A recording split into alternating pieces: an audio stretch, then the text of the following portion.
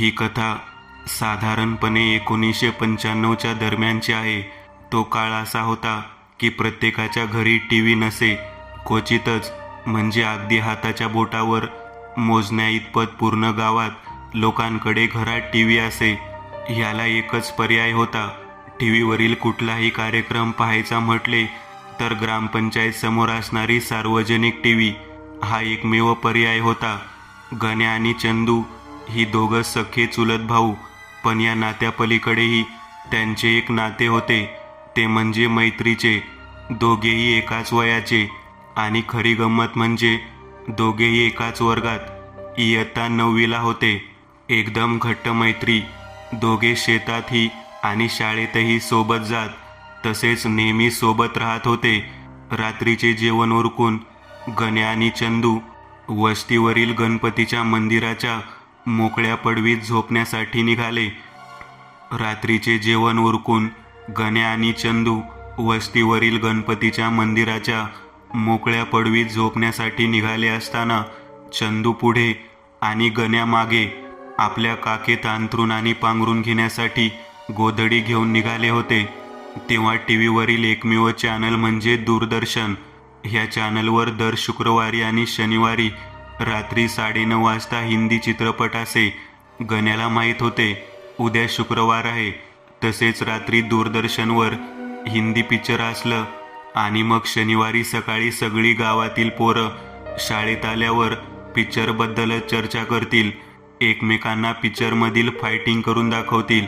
त्याच्या मनात विचार आला, उद्या आपण पण जर गावात जाऊन पिक्चर बघितला तर किती भारी. मग मी आपण पिक्चरची स्टोरी आणि फायटिंग करून दाखवील सगळ्यांना. गण्या चंदूला म्हणतो, चंदू, उद्या रातचं गावात पिक्चर बघायला जायचं का? हे वाक्य ऐकताच चंदू त्याला म्हणतो, इतक्या रातचं गावात जाऊन पिक्चर? तुझं डोकं बी का हल्लंय काय रे? तू जा भो, म्या नसतो येत. मी एकटा कसं जाऊ? तू चल की. माझा भाऊ ना तू, मग मला इतक्या रातचं कसं जाऊ देशील एकट्याला? चंदू त्याच्याकडे पाहत म्हणतो, अरे भाऊ, सकाळी पोरं सांगतील की स्टोरी पिक्चरची, मग तीच आहे की, त्याला काय होतंय? तसं बी पोरं सगळी पिक्चर स्टोरी 5 मिनिटात सांगतील. गण्या पुन्हा त्याला म्हणतो, तू येतो की नाही? नाहीतर मी एकटाच जाईल. हो दे, मग काय व्हायचंय ते. चंदू म्हणतो, तू नाही ऐकायचा, रगील आहे तू, चल जाऊ उद्या. असं चंदू म्हणताच गण्या उड्या मारायला लागतो. चंदू म्हणतो, ए भो, आता काय सगळ्या वस्तीला सांगतो का? आपण जाणार आहे ते उद्या, मनात ठेव, कुणाला सांगू नको, नाहीतर आपल्या घरचे इथं मंदिरात आपल्याला झोपायला यायचं बंद करतील. गण्या आता मुकाटपणे चंदूच्या मागे चालू लागला. मनातल्या मनात तो उड्या मारू लागला. त्याला इतका आनंद झाला होता की उद्या तो जिल्ह्याला एखादा नवीन चित्रपट थिएटरला बघायला जाणार आहे, अशा प्रकारची त्याची हावभाव झाली होती. गणपती मंदिरासमोर पडवीत वस्तीवरील इतरही मुले झोपलेली होती. हे दोघेही कुठलीच गडबड न करता अंथरूण टाकून झोपणार. तितक्यात गण्या चंदूला खालच्या आवाजात बोलतो, उद्या खरंच येशील ना? चंदू म्हणतो, आता तू गप नाही झोपला ना तर उद्या नक्कीच नाही येणार. गण्या हे वाक्य ऐकताच गप पडून राहतो. उद्याचा विचार करत करत झोपी जातो. पहाट होते. तांबड फुटायची वेळ झालेली असते. वस्तीवरील खुर्ड्यातली कोंबडे बाग देतात. त्यांच्या आवाजानं गण्या आधी ताडकन उठतो आणि अजून पहाट असतानाच त्याला रात्र लवकर होण्याचे वेध लागते. दोघेही आपापला बिछाना उचलून घरी घेऊन येतात आणि नेहमीप्रमाणे घरातील आणि बाहेरील कामे उरकत असतात. दोघेही सायकलवर डेअरीवर दूध देऊन येतात. आपली आवरावर करून शाळेत निघून जातात. शाळा वस्तीवरून साधारण 1-1.5 मैलाच्या अंतरावर व गावाच्या बाहेर होती. दोघेही एकाच सायकलवर शाळेत जात असत. शाळेतही आज गण्याचं मन लागत नव्हते, कारण त्याला अजूनही रात्र होण्याचे वेध लागले होते. शाळा सुटल्यावर दोघेही घरी येत होते, परंतु घरी येत असताना त्याच वाटेने एक अंत्ययात्रा चाललेली असते. साधारणपणे अर्ध गाव सहभागी झाला असावा. मृत्यू झालेला तो तरुण 40शीतील होता. तसेच ट्रक व टेम्पोच्या अपघातात त्याचा मृत्यू आज दुपारी झाला होता. तो स्वतः एक टेम्पो चालक होता अशी माहिती गण्याने मिळवली. कारण गण्या म्हणजे शांत बसणारा प्राणी नव्हता. त्याला अशा गोष्टींमध्ये जास्त रुची होती. आता गण्या आणि चंदू दोघेही घरी पोहोचले होते. गुरंढोरं तसेच कोंबड्या वगैरे खुर्ड्यात बंद करेपर्यंत संध्याकाळ झाली. होता नव्हता तो थोडा अभ्यास पूर्ण केला. रात्रीचे जेवण गण्याने गडबडीतच उरकले आणि आता झोपण्याच्या तयारीला लागला. गोधडी घेऊन निघाला. तेवढ्यात त्याला त्याच्या आईने हटकले आणि म्हटली, आज लवकर निघाला गण्या झोपायला. गण्या स्वतःला सावरत म्हणाला, काही नाही ग आई, उद्या सकाळची शाळा आहे, शनिवारची, म्हणून चाललोय लवकर झोपायला, बाकी काही नाही.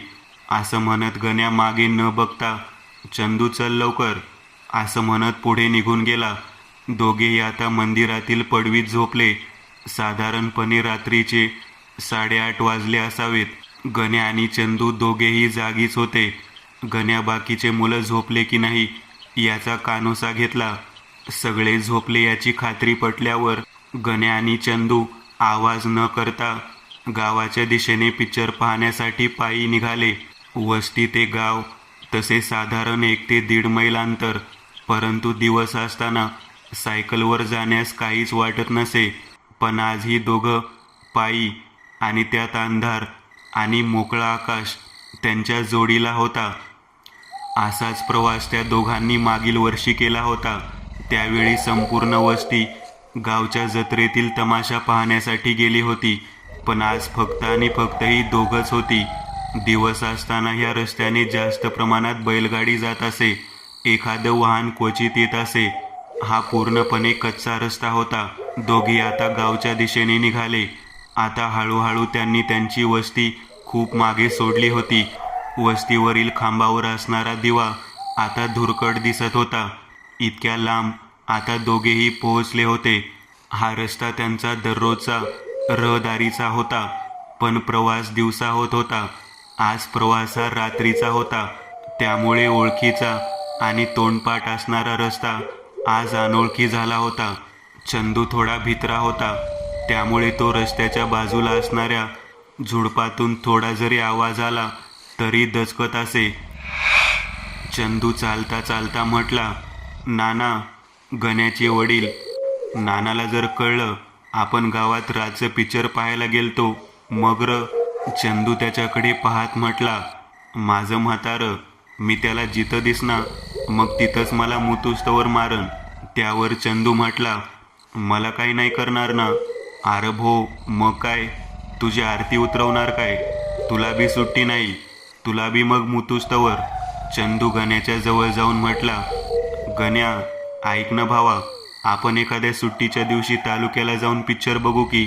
त्यावर चंदू त्याला म्हटला, अरे इथं मागून ठिगाळ दिलेली इजार मागच्या 2 वर्षात बदलता नाही आली आणि तू म्हणत तालुक्याला जाऊन पिक्चर बघू.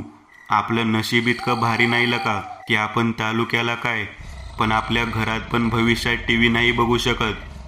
असं गण्या बोलताच चंदूने त्याच्या खांद्यावर हात ठेवत खांदा दाबला आणि मुक्या भाषेत जणू त्याने त्याला आता पूर्णपणे समर्थन केले होते. दोघेही आता भरभर पाय उचलत गावच्या दिशेने निघाले. रस्त्याच्या बाजूच्या झुडपातून सळसळ करणारा आवाज आला तशी ती दोघेही जागेवर थांबली. बराच वेळ झाला. परत कसलाच आवाज नाही. सर्वत्र शांतता होती. पुन्हा ती दोघं गावच्या दिशेने निघाले. तसा मागे दगड कोणीतरी फेकावा असा आवाज आला. तशी दोघेही एकमेकांचा हात धरत जागेवर स्तब्ध उभी राहिली. मागे वळून थोडा कानोसा घेतला. चंद्राच्या प्रकाशात मागे थोड्या अंतरावर काहीच दिसत नव्हते. गण्या म्हटला, काही नाही, रात्र असल्यामुळे भास होत आहे. त्यावर चंदू म्हटला, भास आपल्या दोघांना संगच होईल का? गण्या म्हटला, बरोबर आहे, भास नाही म्हणजे आपल्या आजूबाजूला कोणीतरी नक्की आहे. पुन्हा थोडा वेळ ती दोघं मागे बघत बघत चालली होती. त्यांनी आता भरभर पाय उचलत गावच्या अगदी जवळ जाऊन पोहोचली होती. त्यांना लांबूनच काहीतरी जळत असल्यासारखे दिसले. गण्या म्हटला, काही नाही, आपण शाळा सुटल्यावर बघितलेली अंत्ययात्रा होती ना बहुतेक तिचं प्रेत अजून जळत असेल. जाळ अगदी कमी झाला होता, परंतु अजूनही जळत होते. गावाच्या अलीकडे एक ओढा होता आणि त्या ओढ्याच्या जवळ स्मशानभूमी. त्या वाटेवर एक मोठे विस्तीर्ण चिंचेचे झाड होते. त्या झाडावरून काहीतरी सळसळ करत खाली कोणीतरी उतरत आहे असा दोघांच्याही कानावर आवाज आला. जसा त्यांच्या कानावर आवाज आला तशी ती दोघं मागे न बघता सुसाट गावाच्या दिशेने बेभान होऊन जीव मुठीत धरून चिंगाट पळत सुटली. पळत पळत ती दोघं गावात पोहोचली. गावातील रस्त्याच्या बाजूला उभा असणाऱ्या खांबावरील उजेडात ती दोघं एकमेकांना निहाळू लागली. दोघेही सुखरूप एकमेकांना पाहून खुश होते. आपापल्या शर्टाने त्यांनी तोंडावरील घाम पुसला आणि ताडकन ग्रामपंचायतच्या दिशेने निघाले. गाव तसा सगळा सामसूम झालेला होता. पूर्णतः शांतता होती. कुठे कसलाच आवाज येत नव्हता. बहुधा सर्व गाव आता निजला होता. दोघेही भिरभिर नजरेने गाव निहाळत होती. चंदू हळू आवाजात म्हटला, गण्या, कुठंच कसला आवाज नाही. आता रे, माघारी जावं लागल. गण्या म्हटला, थांब, अजून थोडं पुढं जाऊन बघू. ग्रामपंचायत पुढंच आहे की. तसा त्याला मनातल्या मनात चंदू होकार देत त्याच्या मागे निघाला. तसे दोघांच्या कानावर अचानक बारीक आवाज आला. गण्याचा चेहरा खुलला. त्याच्या चेहऱ्यावर आता खरा आनंद ओसंडून वाहत होता. चंदूकडे पाहत म्हटला, टीव्ही चालू आहे, चल लवकर, जाहिरातीचा आवाज येतोय. ग्रामपंचायत समोरील मैदानात येऊन पोहोचतात. समोर पाहतात तर अगदी पाय ठेवायलाही त्यांना जागा नव्हती. इतकी तुडुंब गर्दी होती. कसेबसे एका कडेला जाऊन उभा राहून पाहू लागले. अजूनही जाहिरात चालू होती. सहज म्हणून गण्याने एका व्यक्तीला विचारले, भाऊ, कुठला पिक्चर आहे? त्याने सांगितले, सौदागर आहे, लय भारी आहे, बसा पटकन खाली जागा बघून. गण्या आपली मुंडी हलवत होय म्हटला आणि बसण्यासाठी जागा शोधू लागला. तितक्यात टीव्हीवरील जाहिरात बंद होऊन पिक्चर चालू झाला. ही दोघं अजून उभीच होती तेव्हा चंदूला पाठीत कोणीतरी बारीक दगड मारला. चंदू दचकून भिरभिर पाहू लागला. त्याच्या मागे साधारण 45 ते 50 वय असणारा एक दाढी वाढलेला, काळी पांढरी झालेली, मिशी, केस कानावर आलेले असा अवतार असणारा एक इसम चंदूला खेकसून ओरडला, अरे भाऊ, आम्ही बी पिक्चर बघाय आलोय, तेव्हा आता कुठंतरी कोपरा बघून खाली बसून घे. तसा चंदू बसण्यासाठी जागा हुडकू राहिला. गण्याच्या आता पूर्णपणे लक्षात आले होते, पुन्हा कधी गावात पिक्चर पाहायला यायचे असेल तर नक्की संध्याकाळी येऊन जागा पकडावी लागेल. मनात असा विचार चालू असतानाच गण्या आणि चंदूच्या मधून एक इसम धोतर आणि वरतून कोपरी घातलेला आवाज चढवत पुढे गेला. काही क्षणांना काही कळेना काय चालले ते. समोर तो इसम गेला आणि आपल्या भिरभिरत्या नजरेने कोणाला तरी हुडकत होता. सावज दिसल्यासारखे त्याने पुढच्या बाजूला झुकून एका मुलाची कॉलर धरत त्याला उचलत बाजूला ओढत उभे करून मागे मागे घेऊन निघाला. गण्याने जरा आपले डोळे निहाळत पाहिले तर तो त्याच्याच वर्गातला बाब्या होता. तो इसम बहुधा त्याचे वडील असावे असा अंदाज गण्याने बांधला, कारण तो इसम त्याला हक्काने शिव्या हादडत घेऊन चालला होता. त्याला म्हणत होता, भाड खाऊ, इथं उद्या सकाळी शाळा आहे आणि तर तू थोबाड वर करून पिक्चर बघत बसलास होय र. चल घरला, तुझा पिक्चरच काढतो. तुला रानात जा म्हटलं तर तुझं डोकं दुखायला लागलं. असं म्हणत एक जोराचा धपाटा त्यांच्या समोरच बाब्याच्या पाठीत बसला. तसा चंदू गण्याकडे पाहू लागला. तेव्हा गण्या त्याची नजर चुकवत त्याला म्हणाला, बस बाब्याच्या जागेवर. तशी ती दोघं दाटीवाटीने बाब्याच्या जागेवर बसली. दोघेही आता खुश होते, कारण नेमके ते आता टीव्ही समोरच बसले होते. गण्या मनातल्या मनात हसत मुखाने म्हटला, बरं झालं देवा, बाब्याचा म्हातारा आला होता म्हणून आपल्याला जागा भेटली.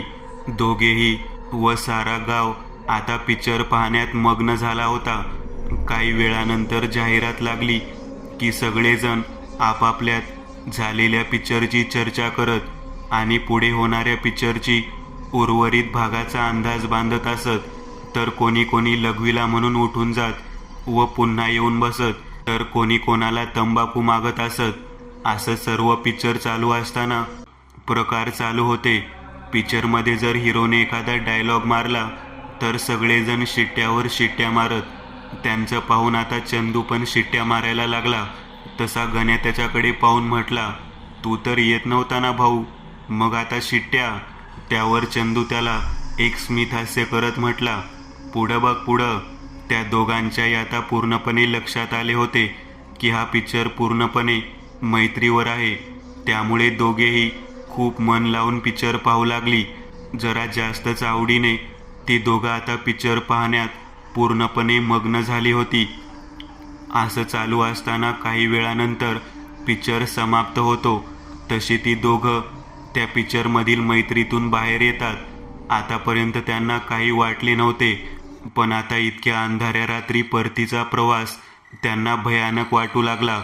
ती दोघं जागेवरच उभी असतात तेव्हा ग्रामपंचायतीचा शिपाई टीव्ही बंद करतो. टीव्ही समोरील टीव्हीच्या लाकडी झडपा बंद करून त्याला कुलूप लावतो आणि निघून जातो.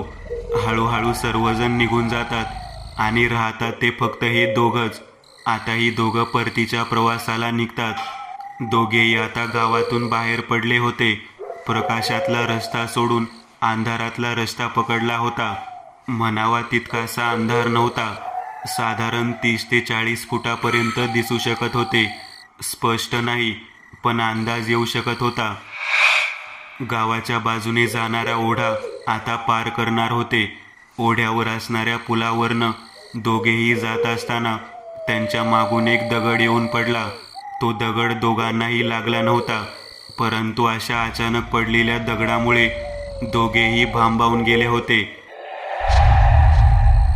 या परिस्थितीतही गण्या अजूनही खंबीरपणे धीट मनाने थांबून होता. घडलेल्या प्रकारामुळे विचारात पडला. चंदू त्याचा हात धरून घाबरलेल्या आवाजात बोलला, गण्या, भूत असलं तर काय करायचं आपण? काय करीन ते आपल्याला? गण्या म्हटला, तुला एक सांगतो, परत भूताचं नाव नको काढू. भूतबीत काय नसतं. तुला का आजोबाच्या गोष्टी ऐकून फारच घाबरा झालाय, बाकी काय नाही. जेव्हा बघावं तेव्हा हायच रातचं आजोबाजवळ आपलं जुन्या गोष्टी ऐकत बसलेला. आजी नेहमी मला देवाच्या आणि जुन्या कथा सांगत असायची, त्यामुळे माझा या भूतावर विश्वास नाही आणि तू पण नको ठेवू. चंदू म्हटला, अरे पण मग ही दगड येतात कुठून? मागं तर कोणीच नाही आपल्या. गण्या म्हटला, मी बी तोच विचार करतोय. आपण वस्तीवरून गावात येण्यासाठी निघालो तेव्हा बी दगड मागून कोणीतरी मारले होते आणि आता बी. याचा आपण शोध घेऊ. घाबरू नको तू. आता फक्त माझा हात धर आणि शांत चल माझ्याबरोबर. घाबरायचं नाही, पळायचं नाही आणि हात सोडायचा नाही. मध्ये चंदू म्हटला, आणि परत रातचं पिक्चर बघायला यायचं नाही. गण्या त्याला हाताला हिसका देत म्हटला, गप गड्या, तू खरंच लई भित्र आहे. आता दोघेही स्मशानभूमी जवळून जात होते. प्रेत जळून पूर्णपणे अग्नी शांत झालेला होता. फक्त त्या ठिकाणी आता किंचितसा धूर निघत होता. हे दृश्य चंदूने पाहताच गण्याचा हात जोरात आवळला. स्मशानभूमीपासून थोडे पुढे जाताच पुन्हा त्यांच्या मागे एकदम 3-4 दगड येऊन पडले. चंदू एकदम गण्याला बिलगून धरणार तितक्यात गण्या त्याला बाजूला घेत सरळ तसाच पुढे पळत जात एका बाजूच्या झाडाच्या खोडामागे दोघेही लपून बसले. अगदी शांत, कुठलाही आवाज न करण्याची गण्याने चंदूला तंबी धरली. बराच वेळ दोघेही शांत, कुठलाच आवाज न करता बसली होती. तेवढ्या त्यांच्या कानावर कोणीतरी त्यांच्याकडे चालत येत आहे असा आवाज येत होता. काही वेळाने तो आवाज बंद झाला. चंदूने पूर्णपणे आता हेरले होते की भूत नसून कोणीतरी व्यक्ती आहे. भूत असते तर त्याने आपल्यावर आहे तिथे शोधून झडप घातली असती, परंतु समोर कोणीच दिसत नव्हते. हळूच गण्याने चेहरा बाहेर काढत खोडाच्या बाजूने पाहण्याचा प्रयत्न केला तर समोर त्याला चंद्राच्या उजेडात एक अस्पष्ट अशी सावली दिसून आली. गण्या तसा मनाने धीट होता. न घाबरता आणि कसलीच पर्वा न करता चंदूचा हात सोडत सरळ त्या सावलीच्या पुढे जाऊन उभा राहिला. समोरचे चित्र बघून सरळ त्याच्यावर तुटून पडला. आपल्या हाताच्या साह्याने त्याला मारत होता आणि म्हणत होता, भाडखाऊ, इथं आमची पार पिवळी झाली की. ऐ चंदू, ह्यो बघ आपला विजय आहे, इकडे ये. चंदू तसा भीतभीतच आला आणि त्याने तर लाथेनेच मारायला सुरुवात. गण्या त्याला आवरत म्हटला, काय रे विजा, तू असं का करत होता? इतक्या रात्री एकटा, तुला भीती वाटत नाही का? विजा म्हटला, भीती वाटत होती म्हणूनच मधी मधी तुम्हाला दगड मारत होतो, पण तुम्हाला एकतरी लागून दिला का? चंदू म्हटला, लई उपकार केले भाऊ, आम्हाला दगड लागून दिला नाही तू. आमच्या मागं कसा काय आणि काय करत होता? विजा म्हटला, तुम्ही दोघं जेव्हा पिक्चर बघायला जायची चर्चा करत होते तेव्हा मी तुमच्या बाजूलाच असणाऱ्या वैरणीजवळ लपून बसलो होतो आणि ऐकत होतो. म्या बी आता विचार केला, तुम्हाला जर कळलं की मला हे सगळं कळलंय तर तुम्ही बी जाणार नाही, म्हणून मी तुमच्या मागून जायचं ठरवलं. म्हणजे भीती बी जास्त नाही वाटणार एकल्याला आणि पिक्चर बी बघून होईल. एकला तर कवा नाही जाऊ शकत, म्हणून मी हा विचार केला होता. म्हणून तुमच्या मागं मागं चोरून येत होतो. त्या दोघांनी निवांत ऐकून घेतले आणि पुन्हा एकमेकांना खुणावत विजाला चोप दिला. विजा आपली चूक म्हणून गप मार खात होता. तितक्यात विजाला समोर लांब अंतरावर एक लाल काहीतरी चमकल्यासारखे दिसले. तसा तो दोघांनाही दाखवू लागला. गण्याने पाहताच दोघांनाही सांगितले, तिथं कोणीतरी बिडी ओढते. असा गण्याने अंदाज बांधला. काही क्षणात अजून 3 बिड्या दिसल्या. गण्याने सांगितले, बहुतेक हे चोर असणार, नाहीतर इतक्या विरान ठिकाणी मध्यरात्री कोण बिड्या येऊन ओढत बसणार नाही. चोर आता त्यांच्याकडेच येत आहेत हे त्यांना समजले. गण्याने सांगितले, ही चोर आता आपल्या रस्त्यावरच येत आहेत. आता ही नेमकी कुठं जाणार, गावात की आपल्या वस्तीत माहीत नाही, पण जर आपण त्यांना दिसलो तर आपल्याला ते जिवंत नाही सोडणार. त्यांच्याकडे धारदार हत्यार नक्की असतील. आपण त्या झुडपात लपून बसूयात, कुठल्याही प्रकारचा आवाज न करता. असे त्यांचे ठरल्यानंतर ते सर्व तिघेजण रस्त्याच्या कडेला असणाऱ्या झुडपात लपून बसतात. काही वेळेतच चोरांची टोळी त्यांच्याजवळ समोरील रस्त्यावर येते. हे असे झुडपात तिघे लपून बसलेले असतात. चोर नेमके आता लघुशंकेसाठी थांबले आणि एका रांगेत सर्वजण उभी होती. त्यांच्यात चर्चा चालू झाली. एक चोर दुसऱ्याला, आपला प्लॅन आपण बदलतोय. आज या गावाकडे बोट करत चोरी करायला जायचे नाही. इकडे पुढे एक वस्ती आहे, तिकडे जाऊयात. असे म्हणत ते सर्वजण वस्तीच्या रस्त्याने निघाले. थोड्या अंतरावर चोर गेले असतील. गण्याने दोघांशी चर्चा केली, वस्तीवर आज संकट आहे या चोरांचं. आपण यांना इथं रोखू शकत नव्हतो कारण त्यांच्याकडे हत्यारे होती, परंतु आपण त्यांना आपल्या वस्तीवर चोरी करण्यापासून रोखायचे आहे आणि आपल्या वस्तीचं कुठलंही नुकसान झाले नाही पाहिजे. त्यामुळे आपल्याला त्यांच्या आधी वस्तीवर पोहोचावे लागेल. म्हणून आपण या मधल्या शेतातून वस्तीवर पोहोचायचे आहे. तेव्हा कुठं आपण त्यांच्या अगोदर वस्तीवर पोहोचू शकतो, पण आपल्याला कोणाला सांगता आणि उठवता येणार नाही कारण आपणच एका चोराप्रमाणे पिक्चर पाहायला गेलो होतो. हे जर माझ्या म्हाताऱ्याला कळलं तर आपली कोणाची सुट्टी नाही. मग ते चोर राहतील बाजूला आणि आपलाच कार्यक्रम होईल. चला तर पटकन वस्तीव. शेतातील आलेलं ज्वारीचं कमरे इतकं पीक पायांनी तुडवत जीवाच्या आकांताने धावत सरळ वस्ती गाठली. चोरांच्या आधी चोर अजूनही वस्तीपासून थोड्या अंतरावर होती. गण्याने विजाला मिरची पूड आणायला सांगितली आणि चंदूला एक मोठी रस्सी. तेव्हा विजा आणि चंदू लगबगीने जातात. विजा त्यांच्या घराबाहेरील स्वयंपाक खोलीतून लाल मिरची पूड असणारा डबाच घेऊन येतो आणि चंदू गुरांच्या गोठ्यातून रस्सी घेऊन येतो. तिघेही वाट पाहत असतात चोर नेमके कुठल्या घराकडे जाणार आहेत. तेव्हा त्यांचा पहिला मोर्चा विजा त्यांच्या घराकडेच होता. हे तिघेही परिस्थितीचे गांभीर्य ओळखून एकजुटीने काम करत होती. गण्याने त्याला युक्ती सांगितली आणि तिघेही आता झाडावर चपळाईने चढली. चोर आता काही क्षणातच झाडाखालून घराकडे जाणार. तितक्या झाडाची एक फांदी गण्याने पायानेच हलवली त्याच क्षणाला ती सर्व चोर वरती झाडाकडे आपल्या उघड्या डोळ्यांनी पाहू लागले. ह्या तिघांनी त्यांच्या ठरलेल्या युक्तीप्रमाणे हातातील बंद मुठीतील लालबुंद तिखट मिरचीची पूड सरळ झाडावरून खाली चोरांच्या डोळ्यात भिरकावली. सर्व चोरांनी हातातील हत्यारे झपकन फेकून दिले आणि हातांनी डोळे चोळू लागले. त्यांचा आता शरीराचा थैथयाट चालू होता. तिघेही हळूच खाली उतरले आणि हातातील रस्सीने त्यांना बांधून ठेवण्याचा प्रयत्न करू लागली. परंतु ते चोर ह्या तिघांना काही ऐकेनात. विजा भिल समाजाचा होता, तेव्हा त्याच्या घरी तळ्यातील माशांना पकडण्यासाठी जाळी होती. तो ते घराबाहेरील छोट्या खोलीतून घेऊन आला आणि सरळ त्या सर्व चोरांच्या अंगावर भिरकावून टाकली. त्यात आता सर्व चोर पक्के अडकले होते. आता हातातील रस्सीने त्या सर्व चोरांना जाळीसह झाडाच्या खोडाला बांधून ठेवले. तिघांनी एकमेकांकडे पाहिले आणि मोकळा श्वास सोडला. चोरांना बांधून ठेवल्यामुळे आता त्या तिघांनी सुटकेचा श्वास सोडला होता. गण्या आता विचारात पडला की आता घरच्यांना कसं सांगायचे आणि सांगितले तर कोणी विश्वास ठेवल का. गण्याने आता चंदू आणि विजाला सक्त ताकीद दिली की तुम्ही दोघांनी तोंड उघडायचे नाही, मी सगळं पद्धतशीर सांगतो. असं म्हणून गण्या त्याच्या घराच्या दाराची कडी वाजवू लागला आणि आपल्या वडिलांना मोठमोठ्यांनी आवाज देऊ लागला, चोर आले, उठा उठा, चोर आले.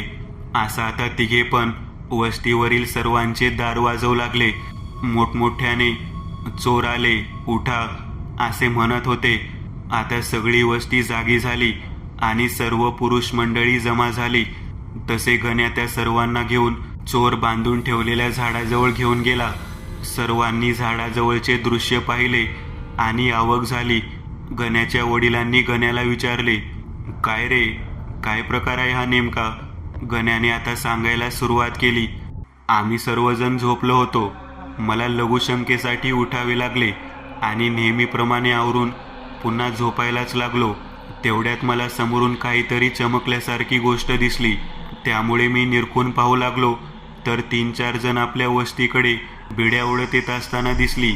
अगदी वस्तीजवळ येऊन थांबली होती. त्यामुळे मी चंदू आणि विजाला उठवले आणि समोर घडणारी गोष्ट सांगितली आणि त्यामुळे आम्ही तिघांनी युक्ती सुचवली. ती तुमच्या समोर दिसत आहे. हे सर्व चोर आपल्या वस्तीवर चोरी करायला आली होती. एवढे बोलून होताच त्यांना हुश असं म्हणत थोडा श्वास सोडला आणि त्याच्या मनाला आता कुठं मोकळे मोकळे वाटू लागले. गण्याच्या वडिलांनी त्या तिघांनाही जवळ घेतले आणि विचारले, पण तुम्ही ह्यांना असं बांधून ठेवलं कसं आणि कसं शक्य झालं तुम्हाला तिघांना हे 4 चोर. गण्याने पुन्हा त्या चोरांना कसं पकडून ठेवलं तो सगळा प्रसंग जशाच्या तसा वर्णन करून सांगितला. हे सगळं वस्तीवरील लोकांनी ऐकताना चक्क तोंडात बोट घातली आणि आता सगळी वस्ती त्यांना शाबासकीची थाप देत होती. आता कुठं त्या तिघांना आपण त्यांनी किती मोठे काम केले आहे याची जाणीव झाली होती. वस्तीवरील मंडळी म्हणू लागली, अजून रस्सी आणा आणि या चोरांना अजून पकाट बांधून ठेवा. सकाळच्या पारी लवकर गावात जाऊन पोलीस पाटलांना घेऊन या. इथं या चोरांना 5-6 जण राखण राहावा आणि बाकीचे जावा घरी झोपायला. काही वेळातच सर्वजण आपापल्या घरी झोपायला गेली आणि थोडी शहाणी सुरती माणसं आणि गण्या व 3-4 मुलं रात्रभर पहारा देत असं चालू असताना सकाळ होती. चोर आहे त्या जागी असतात. वस्तीवरील काही पुरुष मंडळी गावात पोलीस पाटलांना आणायला गेलेली असतात. गण्या चोरांकडे निरखून पाहू लागला, मात्र चोरांनी अजून किंचितही डोळे उघडलेले नव्हते. गण्या आणि इतर मुलांची आज शनिवारची शाळा सकाळी असल्यामुळे सर्वांनी घाईघाईने आवरले आणि शाळेत निघणार तोच गावचे पोलीस पाटील वस्तीवर आले होते. गण्याला आहे तसाच बोलावून घेतले. काही प्रश्न विचारले. तसे गण्याने सर्व सांगितले आणि त्यांनी गण्याला शाळेत जायला सांगितले. गण्या आणि इतर मुलं आता थेट शाळेत जाऊन पोहोचले होते. प्रार्थनेला अजून काही वेळ बाकी होता म्हणून गण्या आणि चंदू आपलं दप्तर वर्गात ठेवून बाहेर आले. तर काय, बाहेर वेगळी चर्चा चालू होती. नेहमीपेक्षा आज कोणी हातपाय हलवून किंवा कसलाच डायलॉग बोलत नव्हते. सगळेजण या दोघांकडे पाहत होते. आता गण्याला वाटले सगळ्यांना कळले वाटतं आम्ही रात्रीचा पिक्चर गावात येऊन पाहिला ते. घोळक्यात असलेल्या एका मुलाने गण्याला उद्देशून म्हटला, गण्या, रातचा पिक्चर लय भारी होता राव. बरोबर का रे गण्या? गण्या तसाच आपली मुंडी हलवून होय म्हटला. पुन्हा दुसरा म्हटला, सांग ना स्टोरी. गण्याला खूप बरे वाटले, कारण तो स्वतः आज रातच्या पिक्चरची स्टोरी सांगणार होता. नेहमी इतर मुलं सांगायची, पण आज चक्क गण्या सांगणार होता, तेही हातवारे करून आणि काही डायलॉग सांगून. गण्या रातचा पिक्चर सौदागर असं म्हणताच सगळी मुलं म्हणायला लागली, अरे गण्या, त्या पिक्चरची स्टोरी नाही भो, तुमच्या रातच्या पिक्चरची स्टोरी सांग. चोरांना कसं पकडलं ते? गण्या म्हटला, तुम्हाला कसं कळलं? त्यातील एक जण बोलला, आम्हालाच काय, सगळ्या गावाला माहीत आहे. पहाटेच तुमच्या वस्तीवरची माणसं आली होती गावात. त्यांनी आपल्या पोलीस पाटलांना सांगितलं. मग त्या पोलीस पाटलांनी गावात एका जणाला दौंडी द्यायला सांगितली. तेव्हा आम्हा समध्यासनी कळलं तुमच्याबद्दल. असं गण्याला सगळं समजताच गण्याने रात्री घडलेला सर्व प्रकार सांगायला सुरुवात केली. तशी सर्वजण मन लावून ऐकू लागली. गण्याने सांगून होताच घोळक्यातील एक मुलगा म्हटला, आईला, खरं तर तुमचाच लय भारी होता राव रातचा पिक्चर. मित्रांनो, आज पुरतं एवढंच. तुम्हाला जर काही गोष्ट आवडली असेल तर नक्की लाईक करा. तुमच्यापैकी बरेचसे जण व्हिडिओ लाईक न करताच पळून जातात, पण हा जर व्हिडिओ तुम्ही लाईक केला तर मला जरा बरं वाटेल आणि असेच भारी भारी व्हिडिओ बनवायची माझ्यात एनर्जी येईल. त्यामुळे नक्की लाईक करा. आणि अजूनही कोणी या चॅनलला सबस्क्राईब केलेलं नसाल तर लगेच सबस्क्राईब करून टाका. आणि बाजूची घंटी ती मात्र दाबायला विसरू नका. देवाची घंटी आहे ती. चला तर मग पुन्हा भेटूया अशीच एक आगळी वेगळी गोष्ट घेऊन पुढच्या